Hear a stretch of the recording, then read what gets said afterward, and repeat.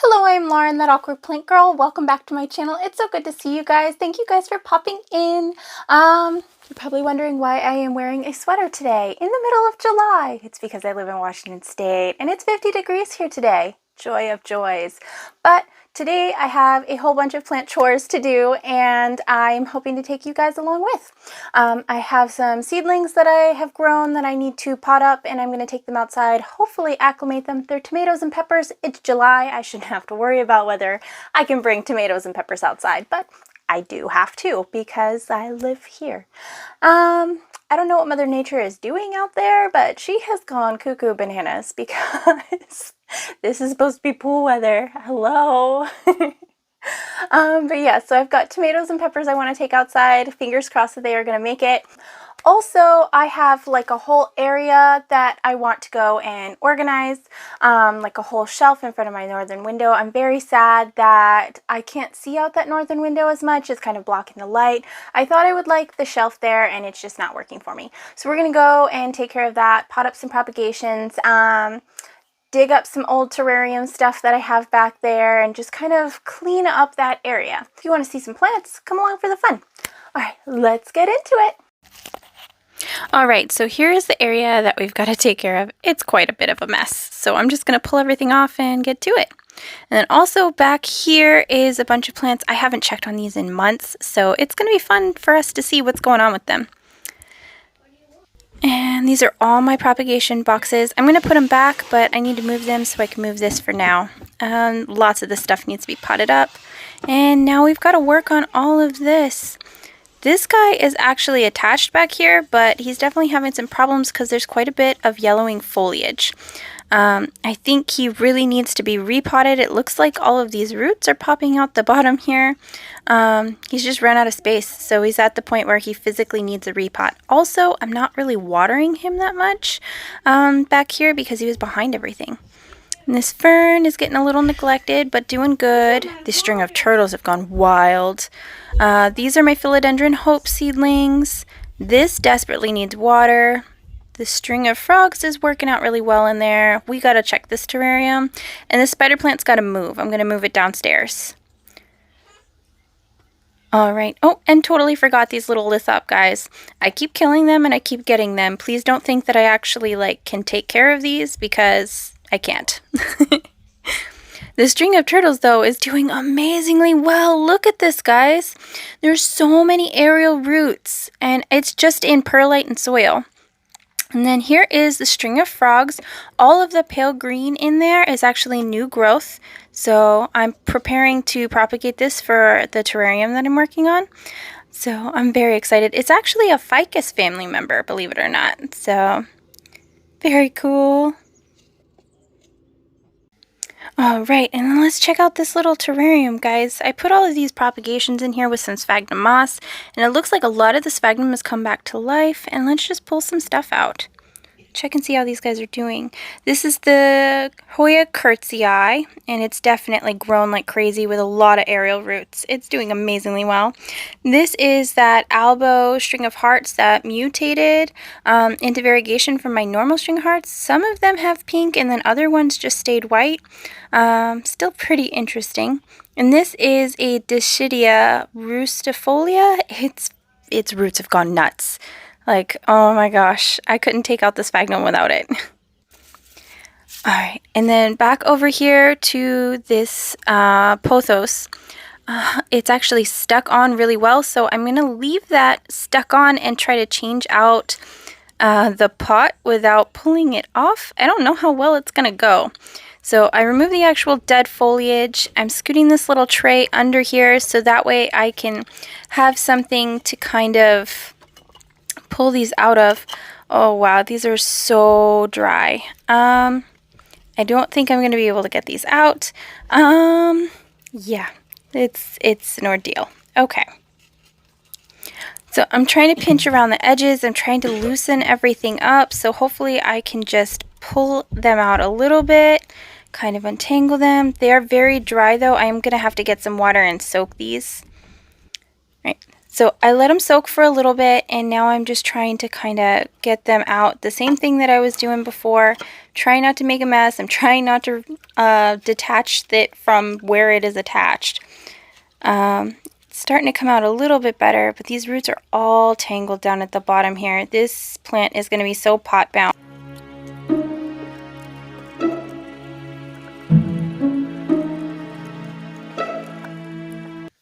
And almost there, so close. I'm trying really hard not to break any of these. And I think we made it. Oh my gosh, look at all those roots. That is crazy, this poor plant. No wonder it couldn't hold into any water. Oh my gosh. So let me try to untangle these. It doesn't look like they are all attached. It's just one plant. So if I can separate the roots and leave just the one plant that's attached, that would be great. Put it back in the same pot and then let it continue to grow from there. That would be amazing. This is really, really tight though. I don't know if I'm going to be able to get all these untangled without doing any damage. Gosh. Okay, so it did not work out. I ended up snapping the plant on accident. It's got all these lovely aerial roots still attached. So what I ended up doing was taking the 2 nodes at the bottom that were left on there, not attached, stuck them in this little cup with some sphagnum moss, covered it with saran wrap, and I'm basically going to air layer it and hope that it will still survive. They are epiphytic plants eventually when they reach maturity, so I don't know if this is going to work or not. Like, I did put a cup on the bottom to hold up the cup because nothing else was the right size to be able to stick the sphagnum moss into the cup. Like, it was just a mess. But yes, and all the leaves on it are dying from before, but it's trying to push out a new leaf at the same time. So we'll just see how this goes. I basically just want to keep it attached and keep it growing. And I don't know. I don't know. We shall see. I'll keep you updated. This was just a hot mess. And then here is the aftermath, and I've just got to pot this up. I'm not even going to divide it now. It's disappointing. Alright, so I got it all kind of rearranged and cleaned off. I reduced the height of this shelf so that way I can actually see out the window now and get to those plants. And so far it's looking a lot better.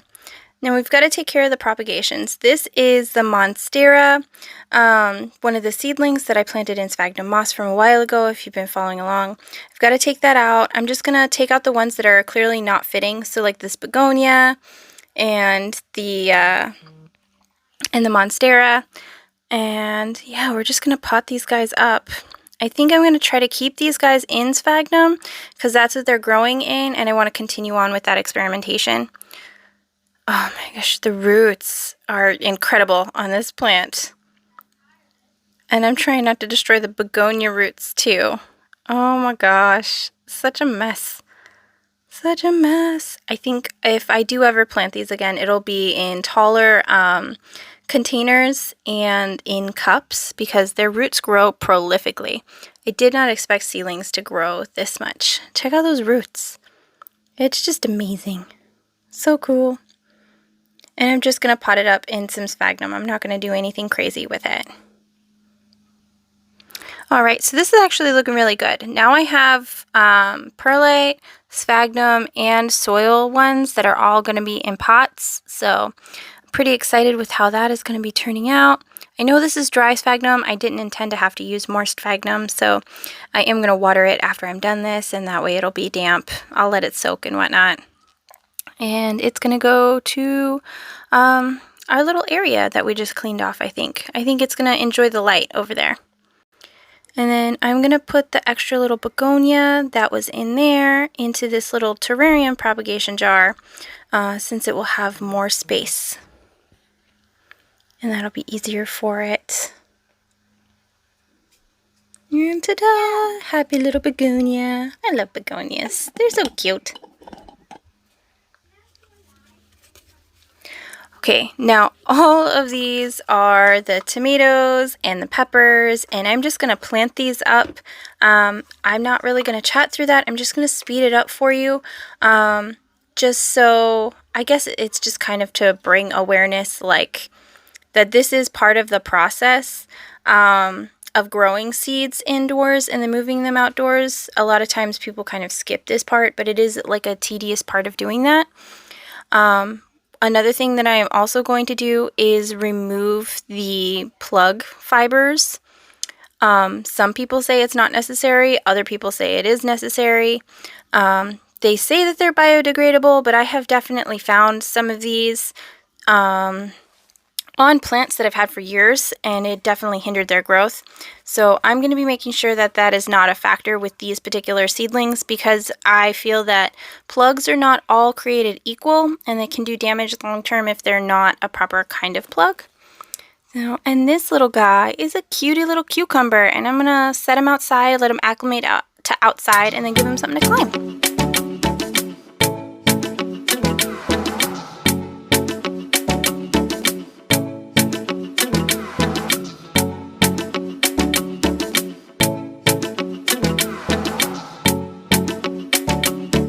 Alright, and this is everything that's left now that I finally got everything out of there. The sunflowers came out, basically like the broccoli, the spinach, the cold hardy stuff did not do it inside. A couple of the tomatoes did not make it. Cilantro got so leggy it died. It's a very high light plant apparently. And none of the lace fern seeds came up. You can see that they're still sitting there, so I think I need to take them out. I need to pre-soak them, and then I will try to grow them again. It just didn't pan out. They don't look like they tried to sprout. They're still very firm. I think I just messed up on that personally. And then the Ficus altissima seeds didn't come up either, but they are tree seedlings, so I guess it's going to take a while. I have tomato cuttings that didn't make it, and then here are all of the plug fibers. So I pulled all of those off to ensure plant health. And then these are all the little fire flash seedlings, so I have those planted up. Totally willing to trade these if you guys are interested. And then I did end up getting this potted up as well. I just used a heavy perlite, 50% perlite, 50% potting mix for all of these. Little tomatoes. I did plant the tomatoes deeper as well. Like some of them are really leggy, but they'll actually grow new roots wherever they have hairs on them. So it's okay to plant them deeper. And that's just kind of what I did, so they're not as leggy. And then I'm really thrilled with how this guy turned out. Alright, so now I'm basically going to take these outside and make some plant room. And I've got them all watered down. I'm putting them on the deck here. It is a covered deck, so they're not going to get a whole lot of light right away. I definitely want to acclimate these plants, and I can have them on little trays so they don't ruin the decks while they're soaking up the water. Hopefully they perk up a little bit. They kind of got beaten up by the hose. I'm hoping that it'll make them stronger in the long run though. So we shall see. I know they can all look really sad after being transplanted and moved around. I didn't mess with the roots too much because not very many of them had them busted out of those little cover things that were on them, the plugs. So I think it's mostly just from the water and changing environment. But I'm hoping that they're going to like the weather and it will be okay. Fingers crossed. None of the tomatoes at the store looked very good, so I'm hoping that mine will kind of acclimate a little bit better and produce a little bit better. And hopefully the peppers will be okay too. Alright, so let's get the propagations all cleaned up here. This is probably going to be a very, very huge task, so I think just what I'm going to focus on is getting these two Monstera seedlings out. I am going to just transfer them into perlite and just move them right from there into little perlite glass vessels, so that way they can continue to grow in the same media. We can just continue this experiment as they get bigger. I've got 2 little jars of perlite here, and then I'll just move them over and get some water. Oh my goodness, the roots, look at that. That's crazy, and that's from the little seed right down there too. All I did was stick these seeds in perlite, guys. So you can totally just go on onto Plantify, I believe is the name of the company. I'll link it down below, but that's where I got my Monstera seeds, and I am so over the moon with them. Like, I would totally do this again. I would do this with my kids. I would do this with friends as like a little get-together party thing. Like, it's just so easy and fun, whatever media you use, but the perlite was so easy. And I'm just going to stick them in here. You can tell that they're bent a little bit because they outgrew this container so fast, this little plastic container. I'm hoping that they'll perk up some more, and if I have them so they have to kind of turn at the window with the light, they will end up, you know, straightening out a little bit and trying to give the roots a little bit of room to breathe there. Let's see if this one has the same roots. Oh, wow. The roots are even bigger on this one. Look at that. That is just so cool. This one's already putting out a second leaf too. Like, this is just, as far as experiments go, like 10 out of 10. This is amazing. Definitely try this at home if you're going to, you know, if you want to plant some houseplant seeds and you're not sure where to start. Like the Fireflash seedlings and the Monstera seedlings, totally the way to go. I am so freaking excited. And I can't believe it's already putting out a new leaf. The only caveat is that I did not give it enough room in that little propagation box. So I'm hoping it acclimates to my normal humidity and straightens out a little bit. Is the only thing. And I underestimated the perlite I needed to use for this. So and then I am totally going to give it some water too in just a minute.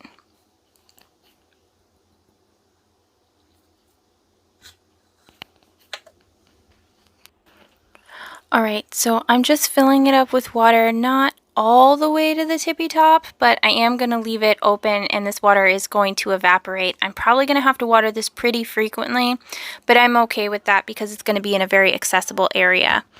So, and then I'm just going to do the same thing over here. Monstera will soak up a lot of water, I have realized. So give them a lot at one time and then just kind of let them dry out and then give them some more. And that's just kind of how it works for any other media. So I'm kind of hoping the same thing is going to be that way with the perlite here. And there's just so much to do with these. Like, I've got the Camposportuanum and this little Calicia and the Hoya. Everything's just growing out of this pot, or out of this container. I am going to wait till next time though. So I've placed these containers, all the propagation containers, back on here. There's some water storage down here, so I can have my full jugs. I can water when needed. I've got my 2 perlite containers. One keeps moss and one is a moss propagation jar. This is a terrarium I'm going to be building soon, so look forward to that. And then I've got a whole bunch of little propagations. And this terrarium is doing amazing. So if you're wondering how that was going, it's fabulous. And this is a Calathea orbifolia I've got to move. I put the Monsteras over here. This is, you can see that it's a little curly. And then this down here is a Philodendron Hope seedling, I think. So I just kind of set it aside and we'll see.